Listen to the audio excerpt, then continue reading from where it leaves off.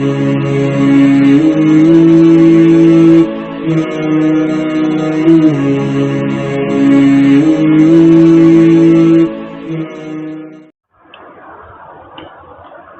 للہ وحدہ والصلاة والسلام علی من لا نبی بعدہ اما بعد اعوذ باللہ من الشیطان الرجیم بسم اللہ الرحمن الرحیم وَإِذْ أَخَذْنَا مِيثَاقَكُمْ وَرَفَعْنَا فَوْقَكُمُ الطُّورَ خُذُوا مَا آتَيْنَاكُمْ بِقُوَّةٍ وَاذْكُرُوا مَا فِيهِ لَعَلَّكُمْ تَتَّقُونَ صدق اللہ العظیم۔ یہ سورۃ البقرہ کی آیت نمبر 63 ہے۔ اللہ تعالیٰ ارشاد فرماتا ہے وَإِذْ أَخَذْنَا مِيثَاقَكُمْ، اور اس وقت کو یاد کرو کہ جب ہم نے تم سے وعدہ لیا، وَرَفَعْنَا فَوْقَكُمُ الطُّورَ، اور تم پر طور پہاڑ کو اٹھا دیا، لا کھڑا کر دیا تمہارے سروں پر۔ خُذُوا مَا آتَيْنَاكُمْ، اور کہا، ہم نے کہا جو ہم نے تمہیں دیا ہے اسے مضبوطی سے تھام لو، ما آتیناکم بقوہ، اسے مضبوطی سے پکڑ لو، وذکروا، اور ما فیہ لعلکم تتقون، اور جو کچھ اس میں ہے وذکروا، اسے یاد کرو، لعلکم تتقون، تاکہ تم نجات پا جاؤ۔ یہ آیت نمبر 63 کا جو ترجمہ ہے، آپ سوچیں گے یہ ہوا کیا اللہ تعالیٰ فرما رہا ہے اس کے اندر؟ تو بات دراصل پیچھے کی آیتوں سے اس کا تعلق ہے۔ میں نے کچھ دن پہلے تفسیر کے اندر آپ کو یہ بتائی تھی بات کہ اللہ تبارک و تعالیٰ نے موسیٰ علیہ السلام کو 40 راتوں کے لیے، 40 دنوں کے لیے کوہ طور پر بلایا، اس میں موسیٰ علیہ السلام کو تورات عطا فرمائی، اور ظاہر سی بات ہے کہ ان لوگوں نے مانگ کر کے ہمارے لیے کوئی کتاب لائی ہے، کوئی شریعت لائی ہے، پیچھا لے لیا موسیٰ علیہ السلام کو، کوئی کتاب ہو جس کو ہم پڑھ سکیں، جس پر ہم عمل کر سکیں۔ آپ اللہ تعالیٰ کی طرف سے کوئی ہدایت تو لائیے، کچھ تو لائیے۔ تو لہٰذا موسیٰ علیہ السلام نے قوم کی بار بار کہنے پر دعا فرمائی، دعا کے نتیجے میں اللہ تعالیٰ نے کہا کہ اب آپ آئیے 40 دن کے لیے، پیچھے آیا نا وہ میں نے پڑھ کے سنایا تھا۔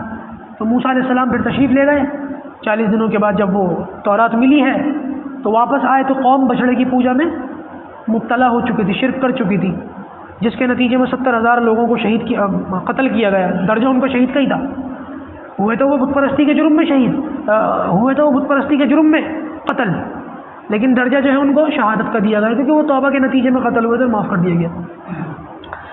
اب اس کے بعد موسیٰ علیہ السلام نے کہا کہ بھائی یہ کتاب آئی ہے جو تم مانگتے تھے، اللہ تعالیٰ سے دی ہے، اللہ تعالیٰ نے عمل کرو اس پر۔ تو یاد ہوگا آپ کو میں نے بتایا تھا کہ کہنے لگے کہ ہم تو نہیں مانتے جب تک کہ اللہ تعالیٰ خود ہم سے نہ کہہ دے کہ ہاں یہ میری کتاب ہے۔ تو بالآخر موسیٰ علیہ السلام نے اپنی قوم سے کہا کہ اگر تم یہی چاہتے ہو تو تم اپنے کچھ آدمی میرے ساتھ بھیج دو، میں اللہ تعالیٰ سے جہاں ہم کلامی کرتا ہوں یہ میرے ساتھ چلیں۔ اللہ اکبر، 70 آدمیوں کو طے کیا، اور 70 آدمی موسیٰ علیہ السلام کے ساتھ پھر کوہ طور پر گئے، اور وہاں موسیٰ علیہ السلام نے اللہ تعالیٰ سے ہم کلامی کی۔ اللہ تعالیٰ نے فرمایا کہ انی انا ربکم، میں تم سب کا رب ہوں، یہ میری کتاب ہے، اس پر عمل کرو۔ تو موسیٰ علیہ السلام نے کہا سن لیا۔ یہ وہ لوگ ہیں جنہوں نے دنیا کے اندر کوئی نبی کوئی ولی نہیں تھے، یہ اپنے ٹائم کے چھٹے ہوئے بدماش تھے، اللہ تعالیٰ کی آواز سنی انہوں نے۔ تو موسیٰ علیہ السلام نے کہا سن لیا اللہ تعالیٰ کیا فرما رہا ہے، کہ ہمیں کیا پتہ کون بول رہا تھا، ہم تو جب تک نہیں مانیں گے جب تک ہم اپنے رب کو اپنی آنکھوں سے نہ دیکھ لیں، ہمارا رب ہماری آنکھوں کے سامنے ہمارے روبرو ہو کر ہم سے کہے کہ ہاں میری کتابیں مان لو۔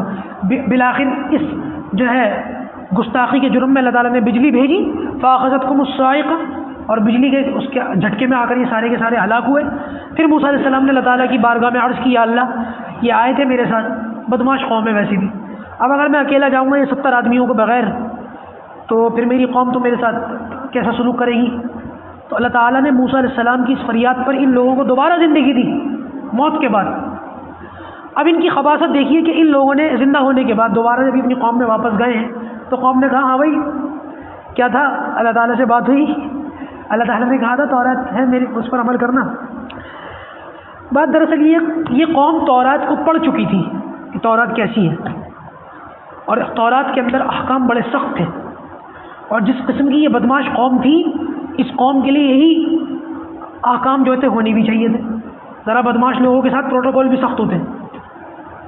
تو جب ان لوگوں نے دیکھا کہ اس کے اندر اتنی سختیاں، ہم سے تو عمل ہوگا نہیں، پہلے تو مانگ رہے تھے، اب جب دیکھا کہ ہم سے ہوگا نہیں، تو ان 70 لوگوں نے یہ کہا ہاں اللہ تعالیٰ نے یہ تو کہا ہے کہ یہ تورات میری کتاب ہے، لیکن ساتھ ساتھ اللہ تعالیٰ نے یہ بھی کہا ہے کہ چاہو تو عمل کرو، چاہو تو مت کرو۔ یہ بات اپنی طرف سے بڑھا دی انہوں نے کہ چاہو تو عمل کرو اور چاہو تو نہ کرو۔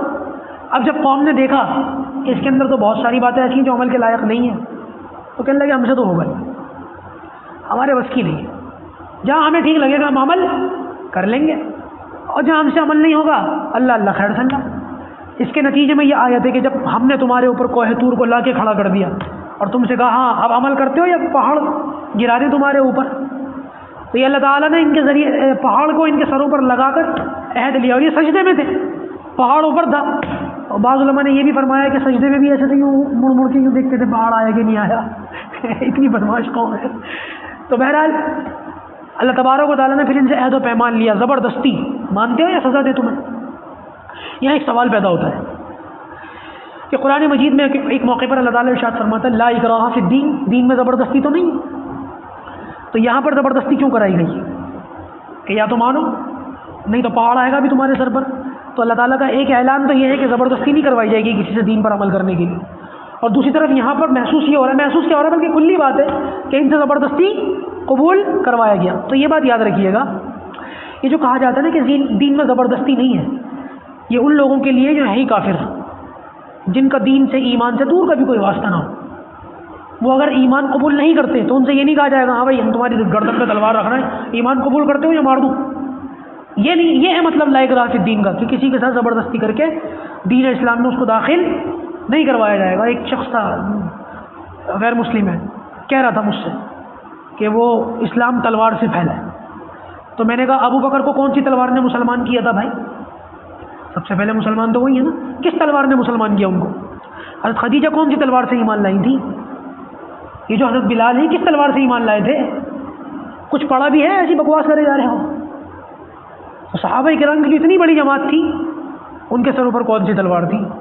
اس تلوار کا نام تھا نبی کریم صلی اللہ علیہ وسلم کے اچھے اخلاق، آپ صلی اللہ علیہ وسلم کے اخلاق، آپ کا سلوک، آپ کا رویہ، جس کو دیکھ کر وہ سارے کے سارے اس بات کی گواہی دیے بغیر نہ رہ سکے کہ اللہ کے رسول صلی اللہ علیہ وسلم آخری نبی ہیں، آخری پیغمبر۔ وہ نشانیاں بھی دیکھ لی انہوں نے بہرحال، لیکن عرض یہ کر رہا تھا کہ زبردستی پھر کہاں ہوگی جب ان لوگوں کے ساتھ نہیں ہے؟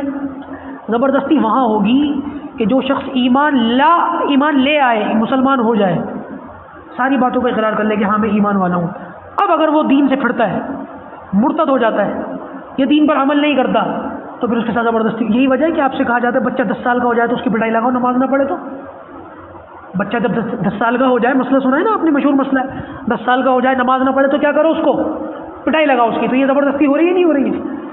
اگر ہمارے پڑوس میں کوئی منوج بھائی رہتے ہیں، ان کا بچہ نماز نہ پڑھے تو اس کی پٹائی لگائیں گے آپ؟ اس کے ساتھ زبردستی نہیں ہے، زبردستی کی ہی اس کے ساتھ جائے گی جو کلمہ پڑھتا ہو، اقرار کرتا ہو دین اسلام کے اندر، اور اس کے ساتھ زبردستی کی جائے گی جو دین اسلام پر عمل کرنے کے بعد پھر اس سے پھر جائے، تو اس کو مرتد کی سزا قتل ہے، کافر کی سزا قتل نہیں ہے۔ دونوں میں فرق ہے، کافر میں اور مرتد میں زمین آسمان کا فرق ہے۔ کافر ہے، وہ اگر نہیں کلمہ پڑھتا کوئی بات نہیں، ہم اس کو دعوت دیں گے، اس کے لیے دعا بھی کریں گے، زبردستی نہیں کریں گے۔ لیکن ایک شخص وہ ہے جو مسلمانوں کی صفوں میں نماز پڑھتا ہے، مسلمانوں کے ساتھ رہتا ہے، اور مسلمانوں جیسا اس کا معاملہ ہے، پھر ایک وقت آ کر کے کہتا ہے میرا تو کوئی تعلق نہیں ہے دین اسلام سے، میں تو ایک اچھا مسلمان ہوں، میرے لیے میں تو ایک اچھا انسان ہوں، میرے لیے یہی کافی ہے۔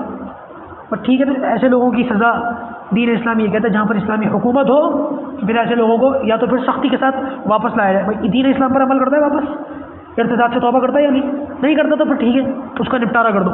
یہ ہے زبردستی کا مطلب۔ ان لوگوں کے ساتھ زبردستی ہوگی جو اقرار کرنے کے بعد پھر جائیں یا اقرار کرنے کے بعد عمل نہ کریں۔